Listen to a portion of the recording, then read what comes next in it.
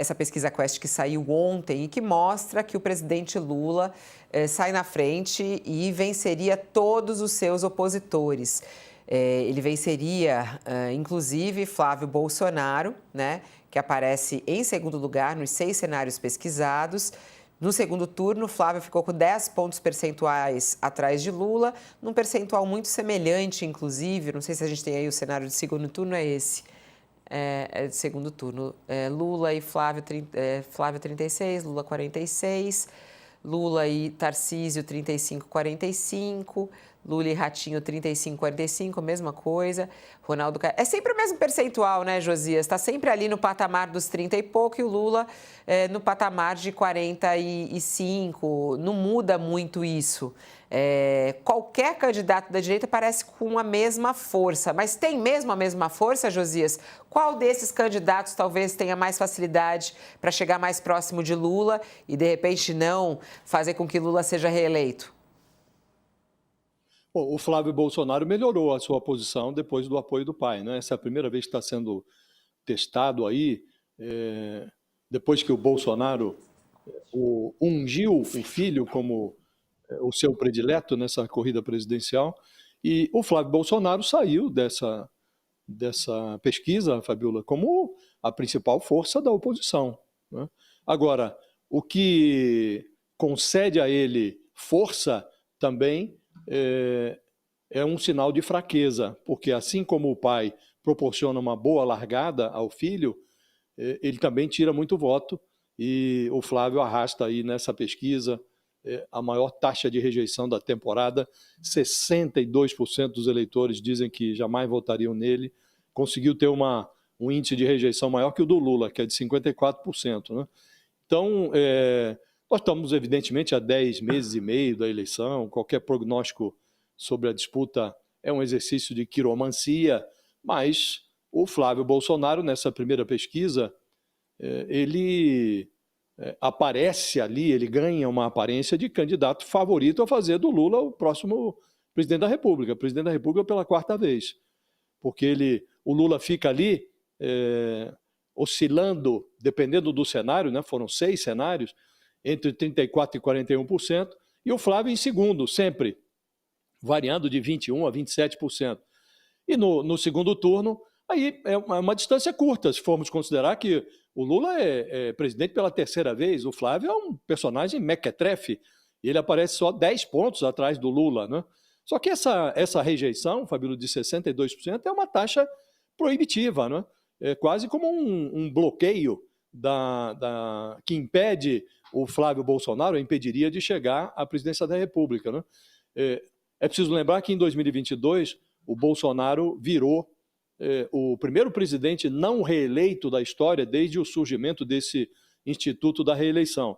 E ele foi despachado mais cedo para casa, a despeito de estar, naquela ocasião, trotando a máquina governamental. Se o Flávio Bolsonaro se mantém na disputa, ele pulveriza a direita, ele inibe a entrada em cena no jogo federal do Tarcísio de Freitas e, na prática, ele vai encontrar, agora em 2026, um Lula mais duro de roer do que aquele de 2022, que foi... com o qual o pai dele lidou e perdeu. Porque agora, dessa vez, é o Lula que está cavalgando a máquina do governo. Então, lá atrás, o Bolsonaro perdeu, mas o Lula, com os resultados que obteve, a despeito da avaliação precária, se ele tem do outro lado um sobrenome Bolsonaro, o filho em vez do pai e com a máquina na mão, é muito difícil ele perder uma eleição como essa, né? E é preciso ver que jogo vão jogar os demais, as alternativas de direita. Todo mundo é mais leve do que o Flávio no segundo turno. Ocorre que o Flávio, pelo resultado da Quest, chegaria ao segundo turno, não os demais. Ele divide a direita e a perspectiva é de que ele, se mantiver a candidatura, chegue ao segundo turno. Mas todo mundo é mais leve do que ele. Todo mundo tem uma taxa de rejeição muito menor do que a dele e, portanto, teria, em tese, mais possibilidade de se confrontar com o Lula em condições mais competitivas. Agora, O Bolsonaro parece não estar interessado nisso, colocou o filho no jogo e, de fato, a entrada dele, a meu juízo, Fabiola, hoje favorece inteiramente os planos de reeleição do Lula. Aliás, né, Sakamoto, olhando a pesquisa, são vários recortes que a pesquisa Quest traz, e um deles é exatamente esse: 54% dos entrevistados acham que Bolsonaro errou ao escolher Flávio Bolsonaro. E 62% disseram que não votariam no filho do ex-presidente. É o que mostra. Ó, 36% diz que acertou, 54% dizem que errou. Como é que você analisa a pesquisa Quest, Sakamoto? O que te chamou mais atenção? Olha, chamou a atenção, Fabiola, que com esses números da Quest, né, que mostram o Flávio Bolsonaro isolado em segundo lugar no primeiro turno, empatado praticamente com todos os outros candidatos, os outros governadores presidenciáveis no segundo turno, isso joga um banho de água fria no governador Tarcísio de Freitas, no Centrão e na Faria Lima.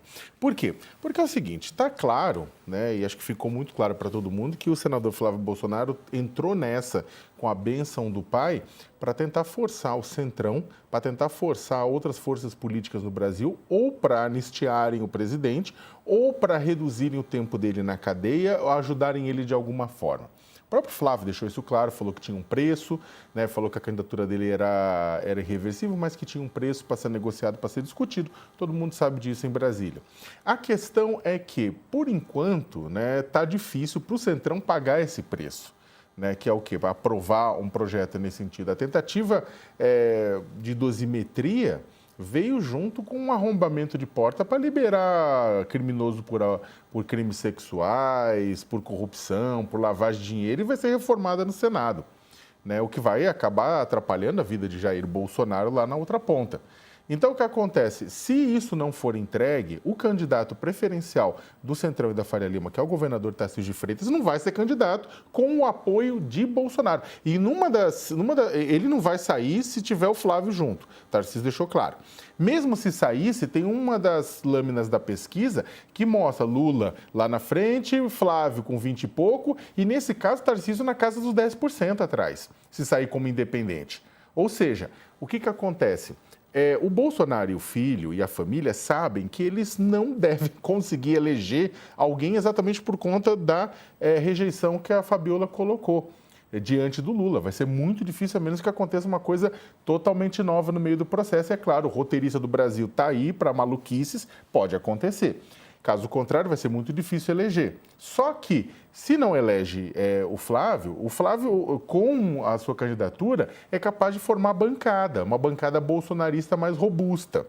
Né? Então, o que acontece? Mesmo se ele não tiver voto suficiente para se eleger presidente, ele pode forçar uma bancada de senadores e uma bancada de deputados mais ligada ao bolsonarismo, que também é péssimo para o Centrão.